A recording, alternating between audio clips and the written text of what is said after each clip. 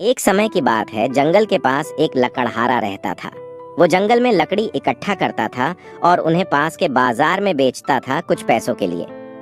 एक दिन की बात है, वो एक पेड़ काट रहा था। तभी हुआ ये कि गलती से उसकी कुल्हाड़ी पास की एक नदी में गिर गई। नदी बहुत ज्यादा गहरी थी और वास्तव में तेजी से बह रही थी।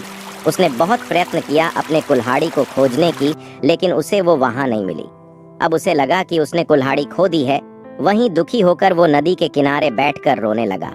उसके रोने की आवाज सुनकर नदी के भगवान उठे और उस लकड़हारे से पूछा कि क्या हुआ। लकड़हारा ने उन्हें अपनी दुखद कहानी बताई। नदी के भगवान को उस लकड़हारे के ऊपर दया आई और वो उसकी मेहनत और सच्चाई देखकर उसकी मदद करने की पेशकश की। वो नदी में गायब हो गए और एक सुनहरी कुल्हाड़ी वापस लाया, लेकिन लकड़हारे ने कहा कि यह उसका नहीं है। वो फिर से गायब हो गए और अब की बार उन्होंने चांदी की कुल्हाड़ी लेकर वापस आए, लेकिन इस बार भी लकड़हारे ने कहा कि ये कुल्हाड़ी उसका भी नहीं है। अब नदी के भगवान पानी में फिर से गायब हो गए और अब की बार वो एक लोहे की कुल्हाड़ी के साथ वापस आ गए।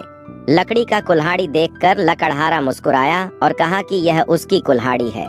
नदी के भगवान ने लकड़हारे की ईमानदारी से प्रभावित होकर उसे सोने और चांदी की दोनों कुल्हाड़ियों से भेंट किया। कहानी की सीख। इस कहानी से हमें ये सीख मिलती है कि ईमानदारी सर्वोत्तम नीति है।